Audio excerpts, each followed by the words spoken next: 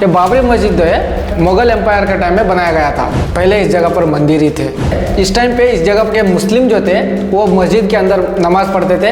एक राम चबूतरा था, उस जगह पर हिंदू पूजा करते थे और उसे डिमोलिश करके मस्जिद बनाई गई है। लेकिन वो पर्टिकुलर टेम्पल जो है वो श्री राम जी के जन्म स्थान का टेम्पल था। किसी भी चाहता है साल 1947 देश आज़ाद हो जाती है, किसी भी कांग्रेस लीडर के बातों से नहीं लग रहा था कि राम मंदिर को बनाने को लेकर गंभीर है। 22 दिसंबर 1949 में मंदिर के अंदर मस्जिद पाई जाती है। लेकिन जब 1.5 लाख कट्टर हिंदू एक साथ मिलते हैं, मस्जिद को तोड़ने के लिए आगे बढ़ते हैं।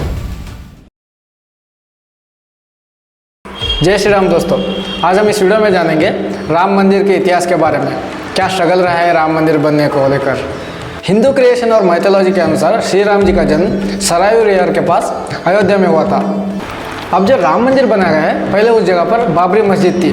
ये बाबरी मस्जिद जो है मुगल एम्पायर के टाइम में बनाया गया था। बताया जाता है 1528-29 के बीच मीर बाकी ने बाबरी मस्जिद को निर्माण किए थे।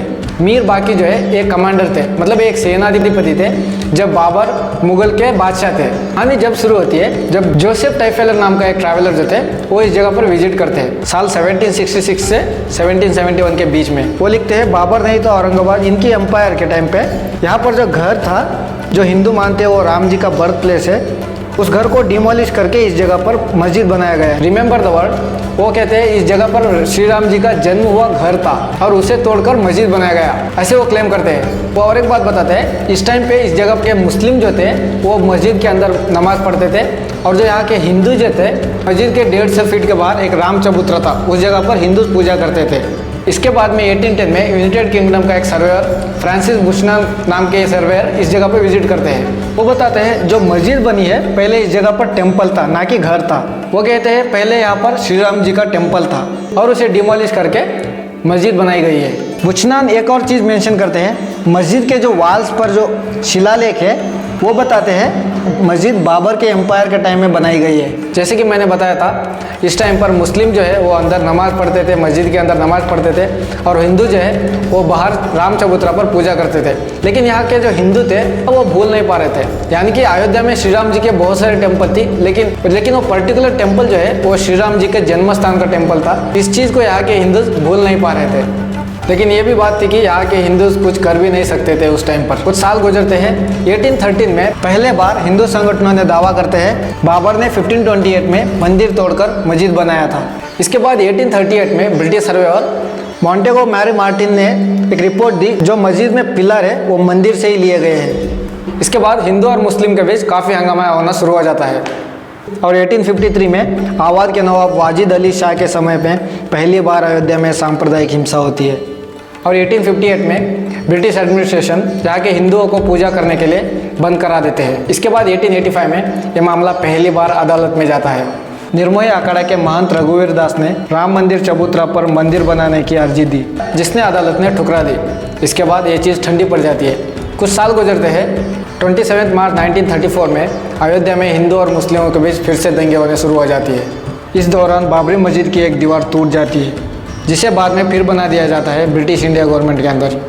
आप देख सकते हो जब ब्रिटिश की इंडिया पर हुकूमत थी और ना कि कोई भी हिंदुस्तान इतना स्ट्रांग था कि लड़ाई लड़े, फिर भी श्री राम जी के भक्त जो थे वो लड़ाई लड़ रहे थे श्री राम मंदिर के लिए।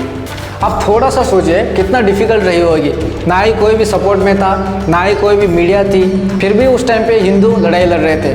ये जो लड़ाई लड़ रहे थे इनका कोई भी मकसद नहीं था, कोई भी पॉलिटिकल मकसद कुछ भी नहीं था। इनका सिर्फ मकसद यही था कि श्री राम मंदिर को लेकर।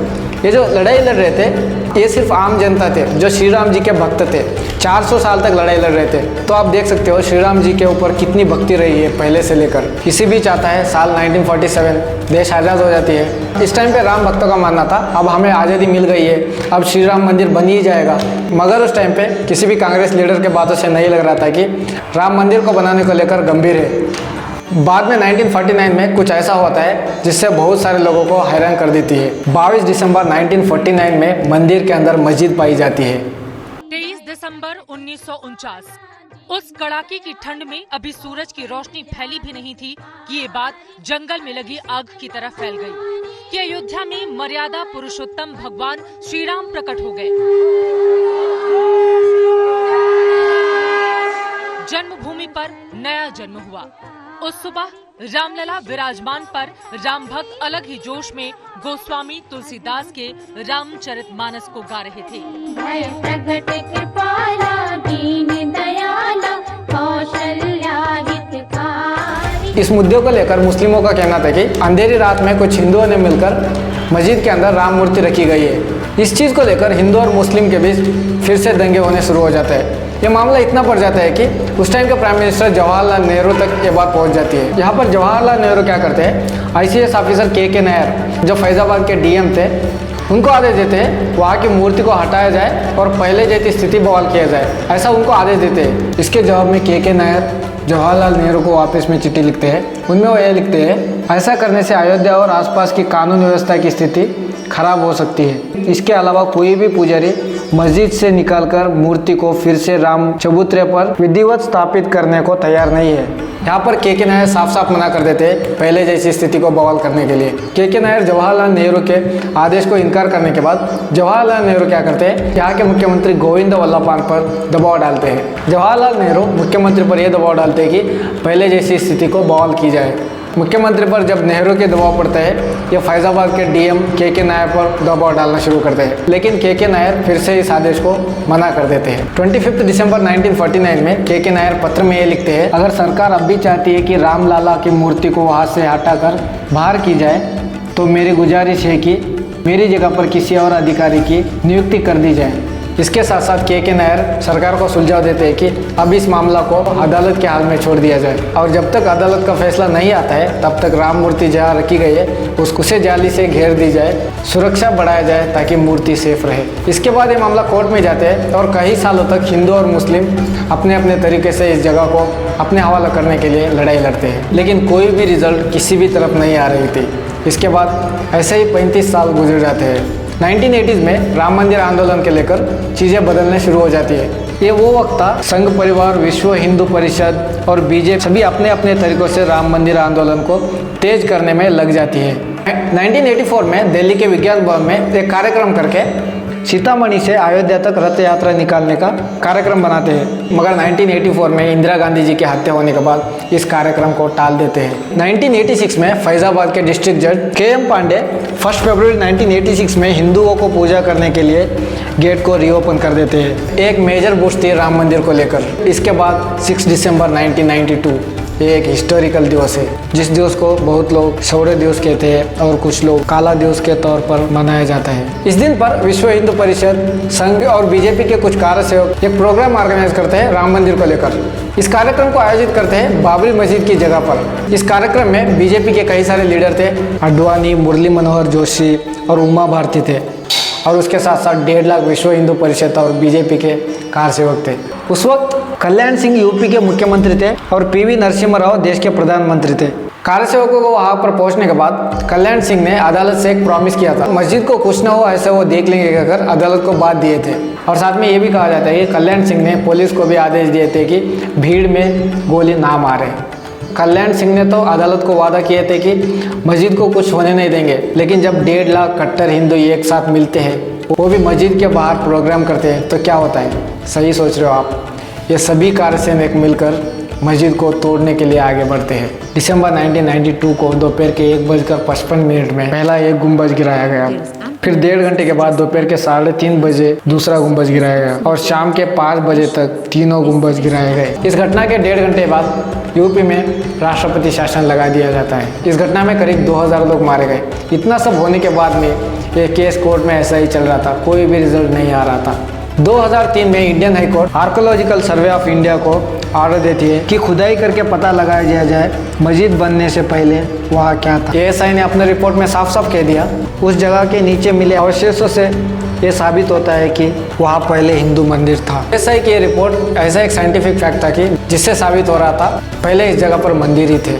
ASI की इस रिपोर्ट को अदालत ने बेस बनाते हुए 12th सेंचुरी में यहाँ पर एक मंदिर था, 1528 में यहाँ पर एक मस्जिद था, और यहाँ के लोकल लोगों का माना तो मंदिर को गिराकर मस्जिद बनाई गई है। ये ASI की रिपोर्ट थी। सारे सबूतों और रिपोर्ट को कंसिडर करके इलाहाबाद के हाईकोर्ट 13 सितंबर 2010 में एक हिस्टोरिकल जजमेंट डिलीवर करती है। उन्होंने इस पूरी डिस्प्यूटेड एरिया को 3 पार्ट्स में डिवाइड किया। एक हिस्सा जाता है रामलला विराजमान को, एक हिस्सा जाता है निर्मोही अखाड़ा को, और बचा हुआ तीसरा हिस्सा जाता है सुन्नी वक्फ बोर्ड को, मगर तीनों ही पार्टी इस अदालत के फैसले पर सहमत नहीं थी। इसलिए इसकी वजह से 2011 में यह मामला जाता है सुप्रीम कोर्ट को।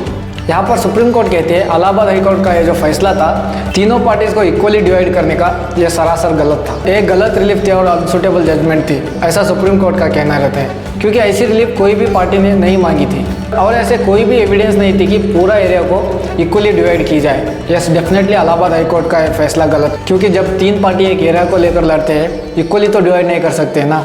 किस पार्टी को कितना एरिया जाना चाहिए ये डिपेंड करता है उस जगह पर पहले हकदार कौन थे और उनकी कितनी जगह थी, ये डिपेंड करता है। और उसके साथ साथ एविडेंस भी डिपेंड करता है इस एरिया डिस्प्यूट को लेकर।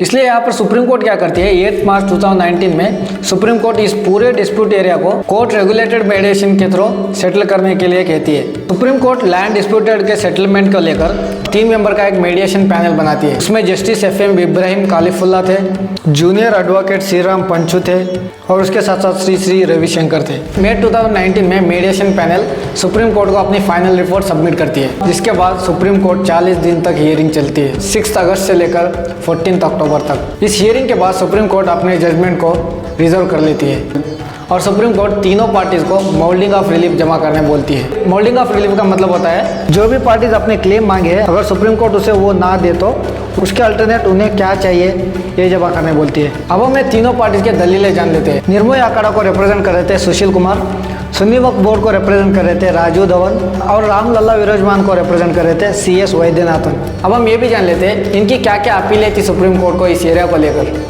निर्मोही अखाड़ा का कहना यह था कि 1934 से जो अंदर वाला एरिया है उसका पूरा पोसेशन हमें मिलना चाहिए, पर इसके लिए उनके पास कोई भी डॉक्यूमेंट नहीं था जो बता सके ये पूरे एरिया का पोसेशन उन्हें जाना चाहिए। सुन्नी वक्फ बोर्ड रिप्रेजेंट कर रहे राजू धवन का कहना यह था राम चबूतरा भगवान राम का असली बर्थ प्लेस है, इस एरिया में हिंदू पूजा करें तो उन्हें कोई प्रॉब्लम नहीं है, पर इनर कोर्ट यार्ड सुन्नी वक्फ बोर्ड को मिलना चाहिए। 6 दिसंबर 1992 को इस एरिया में मस्जिद था और सिर्फ इसी फैक्ट को कंसिडर करना चाहिए। और दिसंबर 1949 में मस्जिद में घुसकर लोगों के द्वारा राम मूर्ति प्लेस की गई है, जो कि एक इलीगल एक्ट था। इस इलीगल एक्ट से दूसरी पार्टीज को बेनिफिट नहीं मिलना चाहिए, ये सुन्नी वक्फ बोर्ड का कहना था। रामलला विराजमान को रिप्रेजेंट कर रहे CS वैद्यनाथ का कहना यह था कि इस एरिया में हमेशा से राम टेम्पल थी जिसे तोड़कर बाबरी मस्जिद बनाया गया।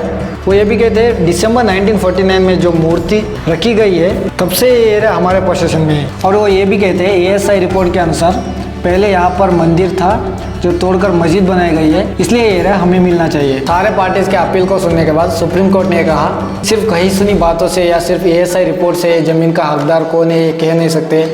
जमीन के जो हकदार है वो लीगल प्रिंसिपल की बेस पर और एविडेंस की बेस पर डिसाइड की जाती है।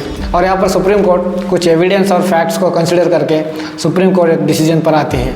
एविडेंस और हिस्टोरिकल फैक्ट को कंसिडर किए तो यहाँ के जो हिंदूज है वो 1857 से राम चबूतरा में पूजा करते आ रहे हैं, जिस वजह से यहाँ पर उनका कंट्रोल एस्टेब्लिश होता है। और ऐसा रिपोर्ट भी कहती है पहले यहाँ पर मंदिर था जिसे तोड़कर मस्जिद बनाया गया है। मुस्लिमों को नमाज पढ़ने के लिए 1949 से रोक लगाया गया है, मतलब उस दिन से जिस दिन मस्जिद में राम मूर्ति प्लेस की गई है, जिससे मुस्लिम को अपने 400 साल पुराने मस्जिद में राइट टू वर्शिप डिप्राइव हुआ है। ये सब कंसिडर करके सुप्रीम कोर्ट आर्टिकल 142 को पावर को यूज़ करते हुए एक फाइनल डायरेक्शन देती है। बाबरी मस्जिद वाला 2.77 एकड़ वाला जो लैंड है ये रामलला विराजमान को जाएगा और सेंट्रल गवर्नमेंट या स्टेट गवर्नमेंट से सुन्नी वक्फ बोर्ड को 5 एकड़ की ज़मीन दी जाएगी उत्तर प्रदेश में मस्जिद बनाने के लिए। और दोनों पार्टीज को अपना अपना अलॉटेड लैंड जो है वो एक ही दिन दिया जाएगा। 5 फरवरी 2020 में गवर्नमेंट अनाउंसमेंट करती है राम मंदिर को रिकंस्ट्रक्ट किया जाए और मस्जिद के लिए 5 एकड़ प्रोवाइड किए जाए धन्नीपुर अयोध्या में मस्जिद बनाने के लिए। आज के दिन में राम मंदिर बन चुका है और 22 जनवरी में इसका उद्घाटन होने वाला है। इस वीडियो बनाने का उद्देश्य यही था कि आज के दिन में राम मंदिर तो बन गई है, लेकिन इस राम मंदिर बनाने के लिए कई सारे राम भक्तों ने जानें गंवा दी है। हमें ये चीज़ भूलना नहीं चाहिए कि राम मंदिर बनाने के लिए जो स्ट्रगल है वो कई सालों तक था। आपसे यही रिक्वेस्ट है कि जब आपके घर में 22 जनवरी में भगवान श्री राम जी का दिया जले तब जरूर याद कीजिएगा उन भक्तों जिन्होंने सपनों को सच करने में अपनी आहुति दी। जय श्री राम।